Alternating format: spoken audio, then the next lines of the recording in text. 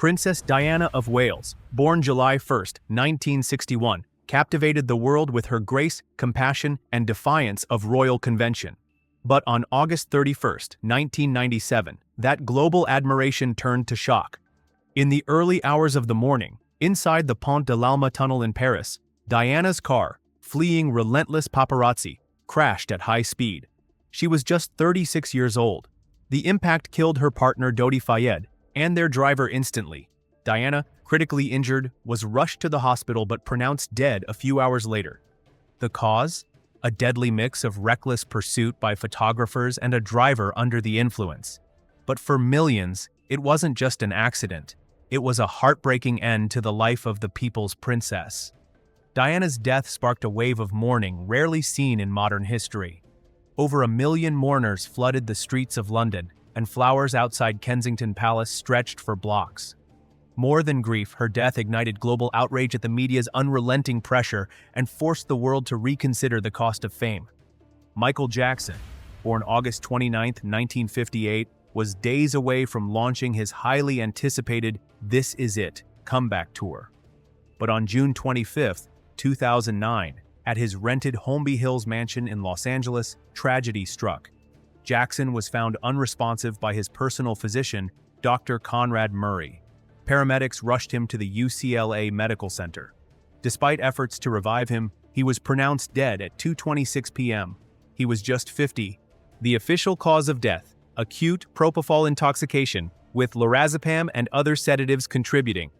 Jackson had been using the surgical anesthetic propofol as a sleep aid under Dr. Murray's supervision, administered nightly in violation of medical norms. The Los Angeles County coroner ruled it a homicide. In 2011, Murray was convicted of involuntary manslaughter and sentenced to 4 years in prison. Jackson's sudden death shocked the globe, silencing one of the most influential voices in music history. What should have been a comeback became a catastrophe, raising haunting questions about fame, pressure, and fatal medical neglect. Robin Williams, born July 21, 1951, was found dead on August 11, 2014, in his home in Paradise Cay, California. The beloved actor and comedian, known for Dead Poets Society, Good Will Hunting, Mrs. Doubtfire, and Aladdin, had spent over 4 decades lighting up screens and lives with his boundless energy and heart. But behind the laughter, a darker struggle raged. Williams died by suicide at age 63. While early reports pointed to severe depression, the truth was even more devastating. A coroner's report later revealed he had been battling undiagnosed Lewy body dementia, a progressive brain disease that mimics Parkinson's but also causes hallucinations, delusions, anxiety, and cognitive decline. Misdiagnosed with Parkinson's just months earlier, Williams began to deteriorate rapidly. Confused, paranoid, and increasingly fearful, he was losing his grip on reality. According to his widow, Susan Schneider Williams, the disease was the terrorist inside his brain, attacking every part of who he was. His death stunned the world and shattered the illusion that success and laughter shield us from suffering. But it also brought rare public attention to Lewy body dementia, sparking new conversations around brain health, mental illness, and the need for compassion toward invisible battles. By the way, I'm going to be posting a lot more interesting videos on the channel. I'll greatly appreciate it if you could like and subscribe. Thank you very much. Kobe Bryant, born August 23, 1978, was a basketball icon, spending his entire 20-year NBA career with the Los Angeles Lakers. He won 5 championships, made 18 All-Star appearances, and inspired millions with his relentless Mamba mentality. But on the morning of January 26, 2020, tragedy struck. Kobe, his 13-year-old daughter Gianna, and 7 others boarded a Sikorsky S-76B helicopter en route to a youth basketball tournament at his Mamba Sports Academy in Thousand Oaks. Dense fog blanketed the skies over Calabasas, California. The helicopter was flying under visual flight rules, but the pilot became disoriented in the low visibility. At 9:45 a.m., the aircraft crashed into a hillside, killing everyone on board. The National Transportation Safety Board later concluded that the pilot's decision to continue into deteriorating weather led to spatial disorientation and ultimately the fatal crash. The world was stunned. Kobe was only 41. He had just begun a new chapter, coaching Gianna, championing women's sports, and even winning an Academy Award in 2018 for his short film Dear Basketball. His death ended not just an excellent career, but a legacy in progress. The loss resonated globally, uniting fans in grief and tributes. From murals in Los Angeles to moments of silence at arenas around the world, it was more than the death of a superstar. It was the silencing of a voice that still had so much more to say. Whitney Houston, born August 9, 1963, in Newark, New Jersey, was found dead on February 11, 2012, in the bathtub of her suite at the Beverly Hilton Hotel in California. It was the night before the Grammy Awards, an event she had once dominated, and she was scheduled to attend Clive Davis's pre-Grammy party just hours later. The Los Angeles County coroner determined that Houston died from accidental drowning, with heart disease and chronic cocaine use as contributing factors. Traces of several other substances, including marijuana, Xanax, Flexeril, and Benadryl, were found in her system, but they did not directly contribute to her death. The autopsy revealed signs of long-term drug use and atherosclerosis, narrowing the arteries to her heart. Once hailed as the Voice, Houston was one of the most awarded female artists of all time, with unmatched vocal power and emotional depth. But behind the spotlight, she battled addiction for years, enduring a turbulent marriage, relentless media scrutiny, and repeated rehab stints. Her highly anticipated comeback in the late 2000s, including the album I Look to You, showed promise, but her health visibly declined. Her sudden death at just 48 years old shocked the music world and turned the Grammy weekend into a somber tribute. Sales of her music skyrocketed, and fans mourned the loss of a generational talent. The tragedy deepened in 2015, when her only daughter, Bobby Christina Brown, died under strikingly similar circumstances, found unconscious in a bathtub, also with drugs in her system. Paul Walker, born September 12, 1973, was the heart of the Fast and Furious franchise. On November 30, 2013, at just 40 years old, he died in a horrific car crash in Santa Clarita, California. That afternoon, Walker had attended a charity event for his organization, Reach Out Worldwide. He left the event as a passenger in a Porsche Carrera GT, driven by his friend and business partner Roger Rodas. Minutes later, tragedy struck.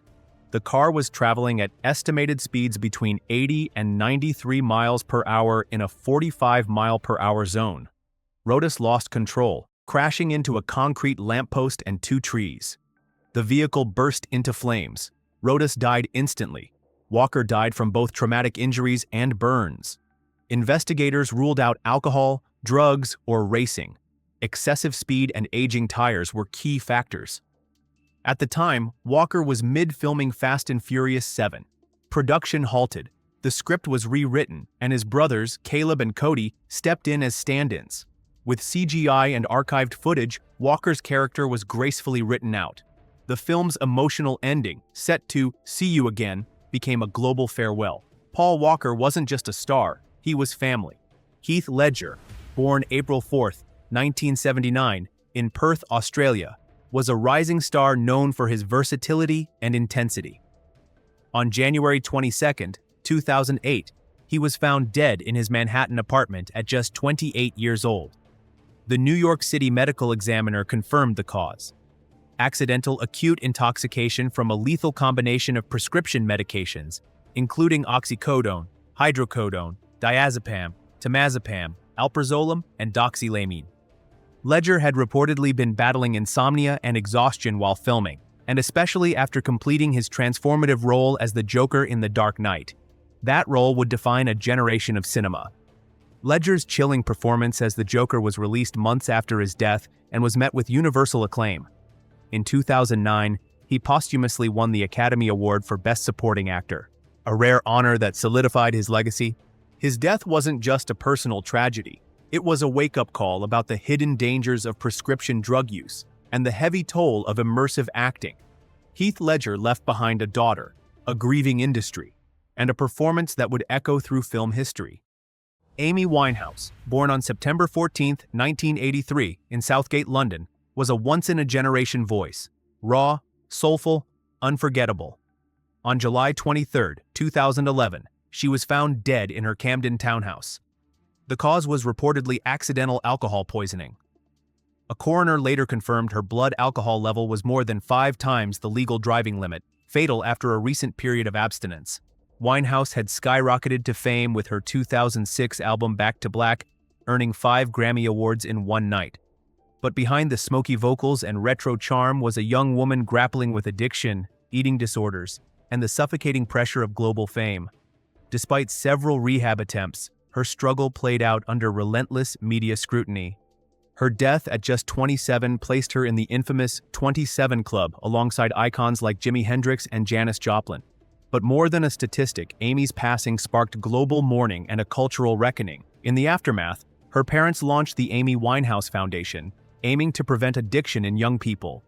Chadwick Boseman was born on November 29, 1976, in Anderson, South Carolina, and rose to global fame portraying black icons like Jackie Robinson, James Brown, and most notably, King T'Challa in Black Panther. But few knew the real battle he was fighting. In 2016, Boseman was diagnosed with stage 3 colon cancer. He kept it private, telling no one outside his immediate circle. Over the next 4 years, the disease progressed to stage 4, even as he filmed blockbuster hits like Marshall, 21 Bridges, Da 5 Bloods, and Ma Rainey's Black Bottom, often between surgeries and chemotherapy. On August 28, 2020, Boseman died at his home in Los Angeles, surrounded by his wife and family. He was only 43. The world was blindsided. Fans mourned not just the loss of a beloved actor, but of a man who carried the weight of illness while lifting others with his art. Chadwick Boseman's legacy is more than heroic roles. It's his quiet strength, his grace under pressure, and the powerful message he left behind. Even in silence, courage can roar. Tupac Amaru Shakur, born June 16, 1971, in East Harlem, New York, was a revolutionary voice in hip-hop, fusing street narratives with fierce social commentary. On the night of September 7, 1996, Tupac attended a Mike Tyson fight at the MGM Grand in Las Vegas. Hours later, while riding in a black BMW driven by Death Row Records CEO Suge Knight, Tupac was shot multiple times in a drive-by ambush at a red light near Flamingo Road and Koval Lane.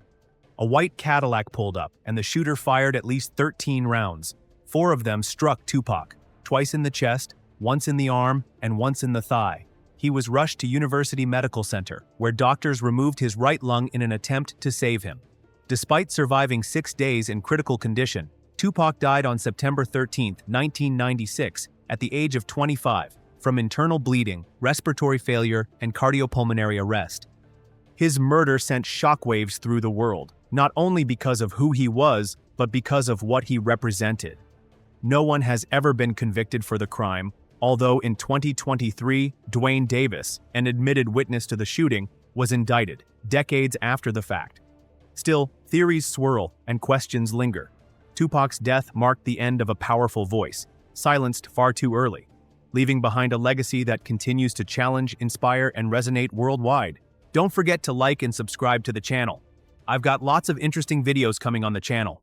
Aaliyah Dana Houghton, born January 16, 1979, was a groundbreaking R&B singer, actress, and fashion icon whose career was on a meteoric rise.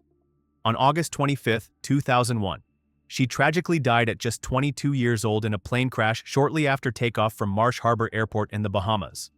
She and her team had just finished filming the music video for Rock the Boat and were eager to return to the U.S. earlier than planned. The aircraft, a Cessna 402B, was significantly overloaded and carrying one more passenger than certified.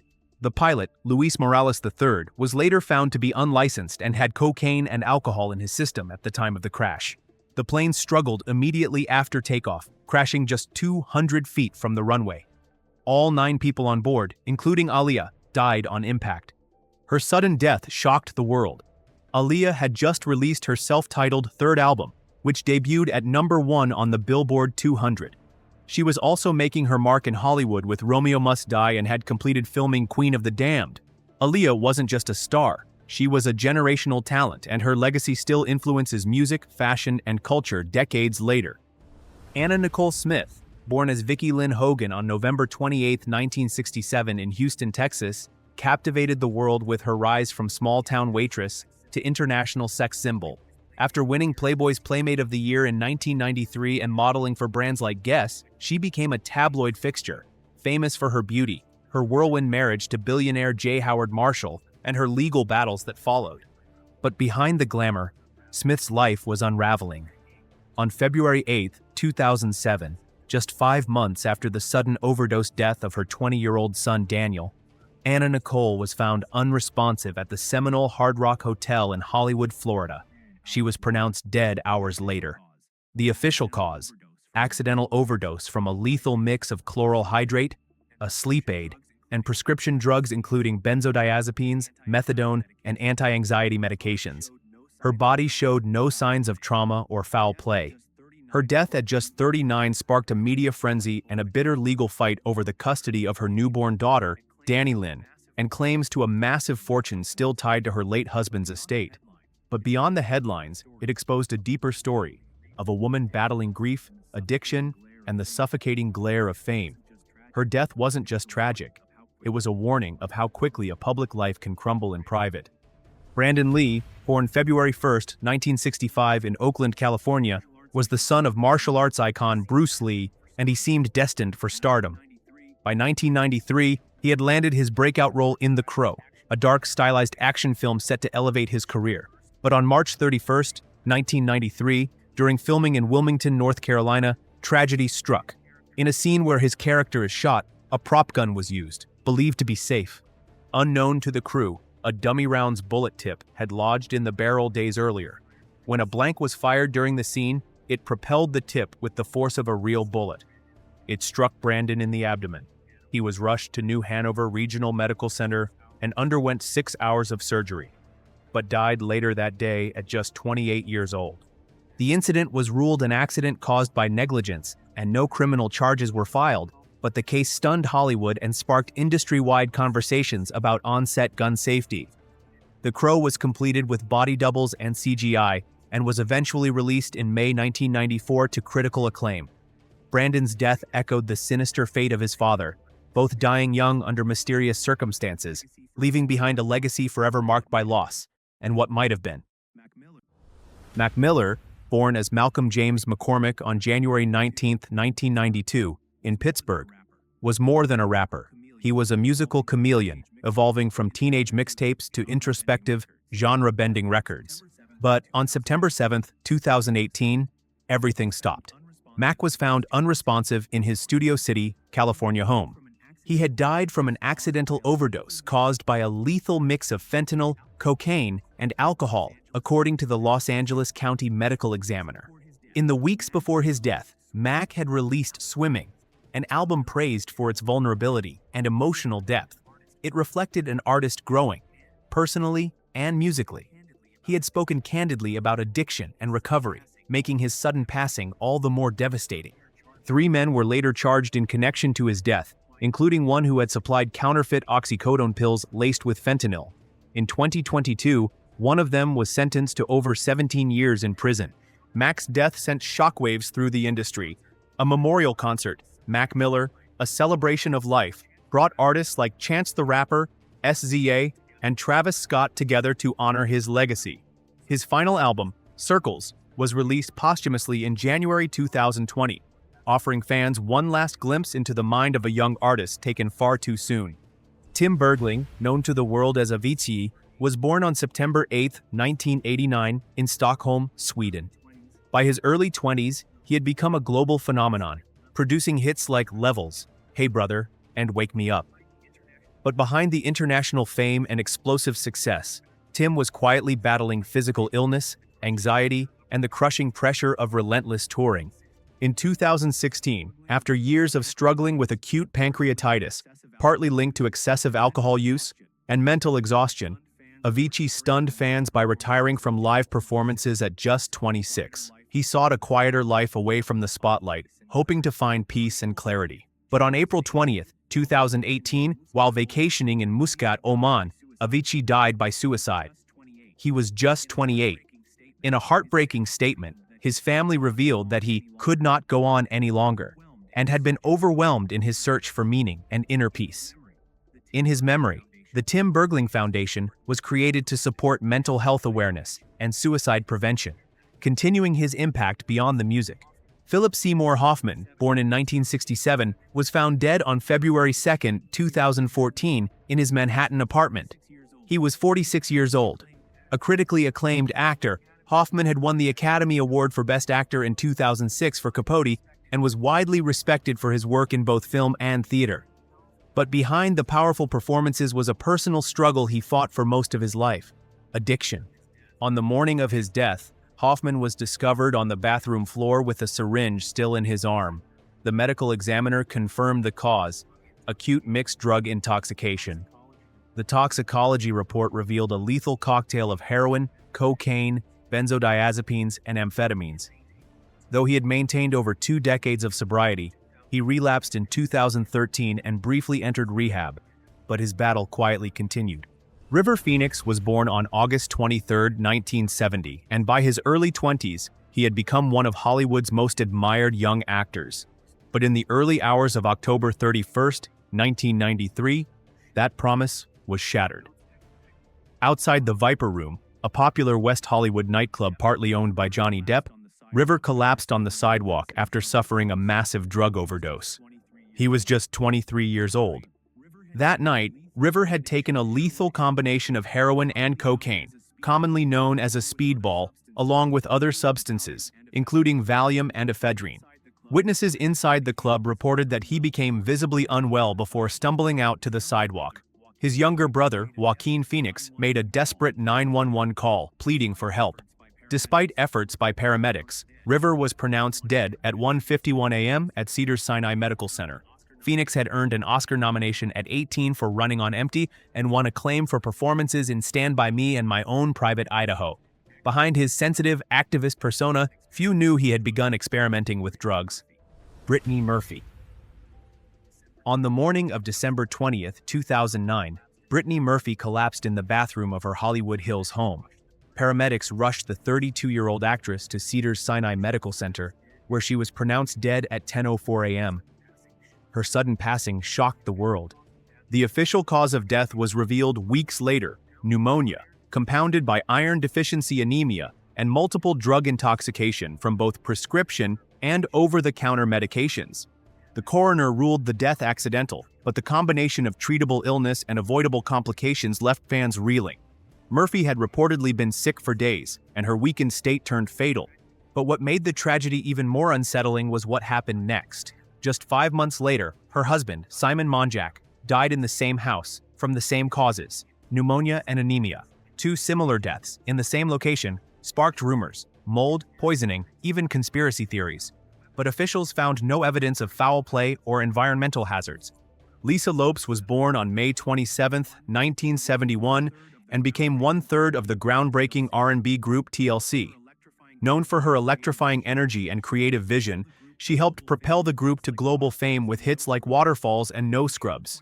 But on April 25, 2002, her vibrant journey ended tragically in La Ceiba, Honduras.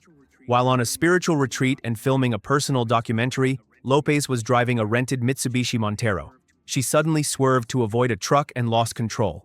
The SUV flipped several times before crashing into 2 trees. Lisa was thrown from the vehicle and died instantly from severe head trauma. She was just 30 years old and the only fatality. Shockingly, her last days were captured on camera for what would become the VH1 documentary The Last Days of Left Eye. Her death stunned the world. TLC had recently reunited, and plans for her solo album were well underway. Beyond the music, she was deeply involved in charity work in Honduras. Lisa Lopes left behind a legacy of raw talent, creativity, and emotional depth, forever frozen in time by a tragic accident that ended a story still being written.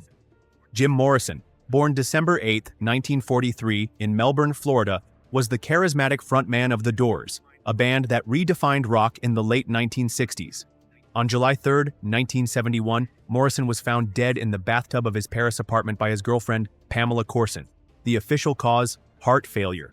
But no autopsy was conducted. French law didn't require one without signs of foul play.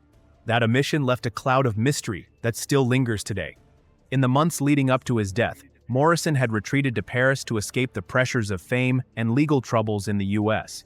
He was reportedly struggling with his health and heavy drinking. Some accounts suggest he may have overdosed on heroin, possibly mistaking it for cocaine, though this was never officially confirmed.